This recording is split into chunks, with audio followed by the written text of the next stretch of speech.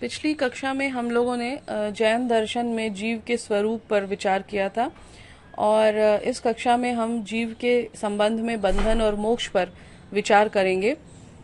जैन दर्शन के अनुसार बंधन का अर्थ है कि संसार में आने पर जो जीव है वो अनेक प्रकार के सांसारिक दुखों का उसे सामना करना पड़ता है और इस संसार के भवचक्र से वो बंध जाता है, क्योंकि बार बार जन्म लेता है, संसार में आता है और दुखों को भोगता है और फिर जाता है, फिर जन्म लेता है। तो ये जो प्रक्रिया निरंतर चलती रहती है जीव के साथ, जिससे उसे दुखों की अनुभूति होती है, उसे जन्म लेना पड़ता है, मृत्यु को प्राप्त होना पड़ता है, फिर जन्म लेना पड़ता है, यही वास्तविक बंधन है। और आज हम देखेंगे कि ये बंधन की स्थिति क्यों आती है और जीव किस प्रकार इस बंधन से मुक्त होता है। तो जैन दर्शन जीवों में स्वाभाविक रूप से अनंतताओं की बात करता है। हमने पिछली कक्षा में पढ़ा था कि जैन दर्शन में माना गया है कि जीव में अनंत ज्ञान, अनंत दर्शन, अनंत शक्ति और अनंत आनंद या ब्लिस जैसी ये पूर्णताएं पाई जाती हैं।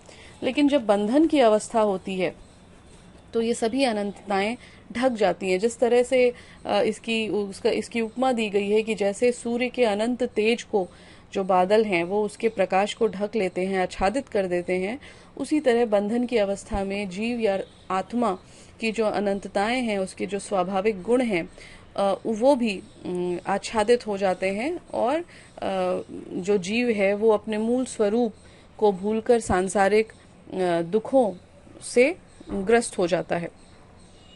अब प्रश्न ये उत्पन्न होता है कि यदि जीव जो है वो स्वभावतः अनंत पूर्णताओं से युक्त है तो फिर वो बंधन में क्यों पड़ता है। तो यहाँ जैन दर्शन में बताया गया है कि जीव शरीर के साथ जब संयुक्त होने की कामना करता है, वो शरीर जो कि पुद्गल कणों से मिलकर बना है, और जब जीव जो है वो शरीर के साथ संयुक्त होने की कल्पना करता है और पुद्गल कणों से उसका संयोग होता है, तो ही जीव जो है वो बंधन को प्राप्त होता है।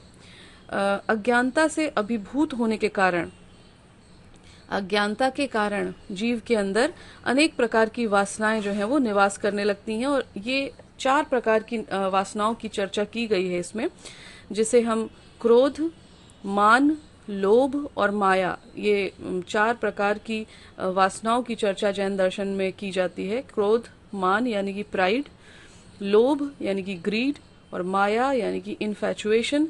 इन 4 तरह की वासनाओं के कारण, कुप्रवृत्तियों के कारण जीव जो है वो शरीर के लिए ललायित होता है, क्योंकि शरीर के माध्यम से ही वो इन कुप्रवृत्तियों को एक्सप्रेस करता है, उसे अभिव्यक्त करता है, जिसकी वजह से इस आसक्ति की वजह से वो पुद्गल कणों को अपनी ओर आकृष्ट करता है। और पुद्गल कण जब जीव की ओर आकृष्ट होते हैं इन कुप्रवृत्तियों के कारण, तो फिर जीव जो है वो बंधन में पड़ता है। इन 4 प्रकार की जो कुप्रवृत्तियों की चर्चा की गई है, उन्हें स्टिकी सब्सटेंस या कषाय का नाम दिया गया है जैन दर्शन में। और जैन दर्शन ये मानता है कि जीव अपने कर्म के अनुसार ही पुद्गल कणों को आकृष्ट करता है और इस प्रकार जीवों के शरीर की जो रूपरेखा है वो उसके कर्मों के अनुरूप ही निर्धारित होती है। प्रत्येक कर्म का जो नामकरण है फल के अनुसार जैन दर्शन में बताया गया है। जैसे आयु कर्म उस कर्म को कहा जाता है जो मनुष्य की आयु को निर्धारित करता है। जो कर्म ज्ञान में बाधक सिद्ध होते हैं उनके लिए ज्ञानावरणीय कर्म की संज्ञा दी गई है। वे कर्म जो आत्मा की स्वाभाविक शक्ति को रोकते हैं उन्हें अंतराय कर्म की संज्ञा दी गई है। तो इस तरह से विभिन्न प्रकार के जो कर्म हैं वो भिन्न भिन्न प्रकार से पुद्गल कणों को आकृष्ट करते हैं और जीव जो है वो बंधन की अवस्था को प्राप्त करता है। पुनः जैन दर्शन में ये माना गया है कि जो वो अवस्था होती है जब कर्म पुद्गल आत्मा की ओर प्रवाहित होते हैं, तो उस अवस्था को आश्रव कहा जाता है। आश्रव जो है वो जीव के मूल स्वरूप को नष्ट कर देता है और उसे बंधन में डाल देता है। अब ये जो बंधन है वो भी उसकी 2 अवस्थाओं की बात की गई है, एक भाव बंध और एक द्रव्य बंध। तो जैसे ही आत्मा के अंदर कुप्रवृत्तियां निवास करने लगती हैं, जो कुप्रवृत्तियों की चर्चा भी की गई, क्रोध, मान, लोभ और माया, ये कुप्रवृत्तियां जब जीव के अंदर प्रविष्ट होती हैं, आत्मा में प्रविष्ट होती हैं, वैसे ही जीव जो है वो बंधन को प्राप्त हो जाता है, जिसे हम भाव बंध कहते हैं। और मन में दूषित विचारों का आना ही जिसे कहा जा सकता है कि वो एक प्रकार से भावबंध की अवस्था होती है। द्रव्यबंध उस अवस्था को कहते हैं जब पुद्गल कण आत्मा में प्रविष्ट होते हैं। जीव और पुद्गल का संयोग ही द्रव्यबंध है। अर्थात एक तो हो गया आत्मिक रूप से जब उसको प्रवृत्तियां जीव में प्रविष्ट होती हैं, वो भावबंध है।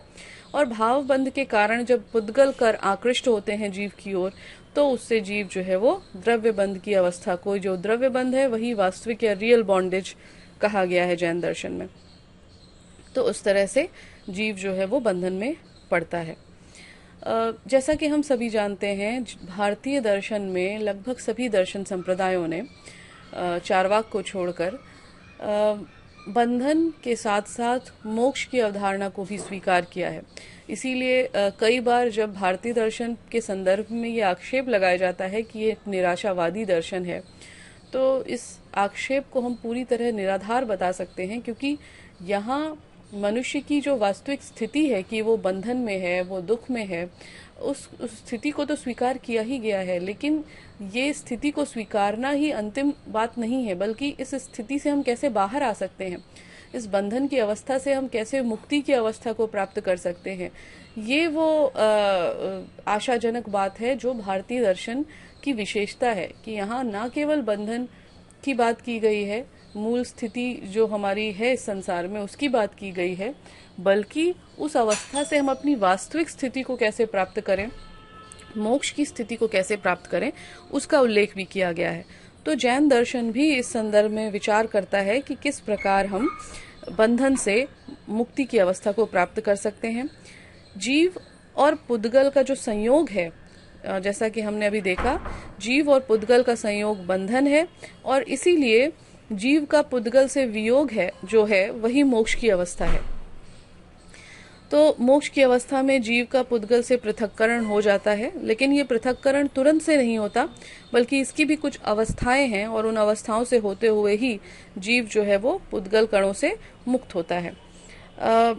उस मोक्ष या मुक्ति या जिसे कहते हैं कि निर्वाण की अवस्था को प्राप्त करने के लिए ये आवश्यक है कि जो पहले से पुद्गल कण जीव में प्रविष्ट हो गए हैं वो नष्ट हों, और नए पुद्गल कणों को जीव अपनी ओर आकृष्ट ना करे। तो नए पुद्गल जो कण हैं वो जीव की ओर प्रवाहित होने से रोकने को संवर कहा जाता है, क्योंकि अगर हम पुराने जो पुद्गल कण हैं वो नष्ट हो रहे हैं, लेकिन नए पुद्गल कण भी निरंतर जीव की ओर आ रहे हैं, तो फिर ये मुक्ति की जो अवस्था है उसे प्राप्त नहीं किया जा सकता। तो ये आवश्यक है कि नए पुद्गल कण जो है वो जीव की ओर प्रवाहित ना हो, ऐसी स्थिति को संवर कहा गया है। और जो पुराने पुद्गल कण हैं, जो जब उनका क्षय होने लगता है, तो उस स्थिति को निर्जरा कहा गया है। तो इस प्रकार आगामी पुद्गल के कणों को रोककर और जो संचित पुद्गल कण हैं उन्हें नष्ट करके जीव जो है वो कर्म पुद्गलों से मुक्त हो सकता है, और यह मुक्ति ही मोक्ष की अवस्था है, क्योंकि मोक्ष की अवस्था में जीव जो है वो अपने स्वाभाविक गुणों के साथ प्रकाशित होने लगता है। लेकिन अब हम उस स्थिति को कैसे प्राप्त कर सकते हैं कि संवर की स्थिति आए, अर्थात नए पुद्गल कण जीव की ओर ना प्रवाहित हो, और निर्जरा की स्थिति आए, अर्थात पुराने पुद्गल कण जो संचित हैं वो नष्ट हो जाएं। इसके लिए जैन दर्शन में सम्यक ज्ञान, सम्यक दर्शन और सम्यक चरित्र, इन तीन त्रिरत्नों की बात की गई है। इस संदर्भ में सम्यक दर्शन, ज्ञान, चरित्राणि मोक्ष मार्गः ऐसा कहा गया है, और इसे जैन दर्शन के त्रिरत्न के रूप में स्वीकार किया गया है। सम्यक ज्ञान अर्थात सही प्रकार का ज्ञान, जीव के मूल स्वरूप का ज्ञान, वस्तु के वास्तविक स्वरूप का ज्ञान। सम्यक दर्शन अर्थात राइट फेथ, अर्थात जो तीर्थंकर हैं, जो आप्त पुरुष हैं, उनकी कही गई बातों में, या जो जैन दर्शन से संबंधित ग्रंथ हैं उनके जो उपदेश उसमें हमें मिलते हैं तीर्थंकरों के, उन बातों में सही प्रकार का जो हम फेथ रखते हैं, विश्वास रखते हैं, दर्शन से तात्पर्य यहाँ पे उसी विश्वास से है कि सम्यक विश्वास भी होना चाहिए, और सम्यक चरित्र अर्थात केवल सही प्रकार का ज्ञान और सही प्रकार का विश्वास ही पर्याप्त नहीं है, बल्कि उसके अनुरूप हमारा जो व्यवहार है, हमारा जो चरित्र है, उसमें भी वो ज्ञान और वो विश्वास जो है वो परिलक्षित होना चाहिए। तो तीर्थंकरों ने जिस प्रकार से आचरण को उचित माना है, उसके अनुरूप ही यदि हम व्यवहार करते हैं, तीर्थंकरों के प्रति श्रद्धा रखते हैं और सत्य के ज्ञान को जान लेने को ही पर्याप्त नहीं मानकर उसे आचरण में भी उतारने का प्रयास करते हैं, तो ही हम सम्यक चरित्र को प्राप्त कर सकते हैं। तो इस तरह से जैन दर्शन एक बहुत ही जिसे कहते हैं कि केवल एक सैद्धांतिक उपाय ना बताकर एक व्यवहारिक उपाय बताते हैं, जिन पर चलकर हम अपने जिसे कहते हैं हम जिस पे चलकर हम बंधन से मुक्त हो सकते हैं। और इस संबंध में सम्यक चरित्र के पालन के संबंध में विशेष रूप से कुछ दिशा निर्देश जैन दर्शन में दिया जाता है, जिसके अनुसार ये कुछ विशेष दिशा निर्देश हैं जिनका बहुत ही संक्षेप में उल्लेख यहाँ किया जाएगा। जो पहला निर्देश है आचरण के लिए, सम्यक आचरण के लिए, वो है कि व्यक्ति को विभिन्न प्रकार की समितियों का पालन करना चाहिए। समिति का अर्थ जो है वो यहाँ सावधानी से है। कुछ विशेष प्रकार की सावधानियां बताई गई हैं, जैसे हिंसा से बचने के लिए हमें निश्चित मार्ग का अनुसरण करना चाहिए, भाषा को हमें विनम्र रखना चाहिए, हमें उचित रूप से भिक्षा लेनी चाहिए, जितनी आवश्यक हो उतनी ही, हमें चीज़ों को उठाने और रखने में सतर्कता बरतनी चाहिए, और निर्जन स्थान पर ही जो है मल मूत्र इत्यादि का विसर्जन करना चाहिए। ये पहले प्रकार का वो है समितियों के पालन के संबंध में दिशा निर्देश जो दिया गया है सम्यक चरित्र के निर्माण के लिए। जो दूसरा है वो है मन, वचन और शारीरिक कर्म से हमें संयम रखने की आवश्यकता है, जिसे गुप्ति कहा गया है। और ये 3 तरह की गुप्तियों की बात है: शरीर का संयम, काय गुप्ति, वाग गुप्ति अर्थात वाणी का संयम, और मनोगुप्ति मानसिक संयम या मन का नियंत्रण। फिर 10 प्रकार के धर्म के पालन की बात जैन दर्शन करता है। ये 10 धर्म हैं: सत्य, क्षमा, शौच, तप, संयम, त्याग, विरक्ति, मानवता, सरलता और ब्रह्मचर्य। तो ये 10 तरह के जो धर्म हैं उनके पालन को अनिवार्य बताया गया है।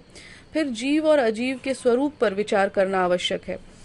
जैन दर्शन ये मानता है कि हमें समझना होगा, जानना होगा कि कौन सी वस्तु है जो लिविंग है और कौन सी है जो नॉन लिविंग है। तो इसका अंतर, इसका विवेक होना चाहिए। फिर सर्दी, गर्मी, भूख, प्यास आदि से जो प्राप्त दुख हैं उसे सहने की योग्यता होनी चाहिए, इसे तप कहा गया है।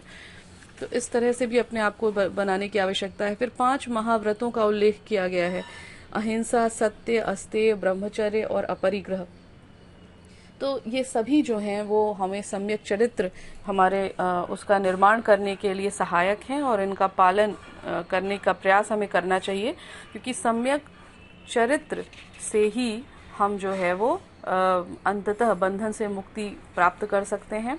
तो ये त्रिरत्नों में सबसे पहले सम्यक ज्ञान, सही प्रकार का ज्ञान होना चाहिए, सम्यक दर्शन, सही चीज़ों में हमारा विश्वास होना चाहिए, और फिर सम्यक चरित्र यानी कि सही प्रकार का हमारा चरित्र और आचरण होना चाहिए। तो यदि ऐसा है तो फिर हम धीरे धीरे पुद्गल कणों को अपने में प्रविष्ट होने से रोक सकते हैं। नए पुद्गल कणों का प्रवाह रुक जाता है और पुराने संचित पुद्गल कण नष्ट हो जाते हैं, और जीव जो है वो अपनी अनंतताओं के साथ पुनः प्रकाशित होने लगता है और मुक्ति की अवस्था को प्राप्त कर लेता है।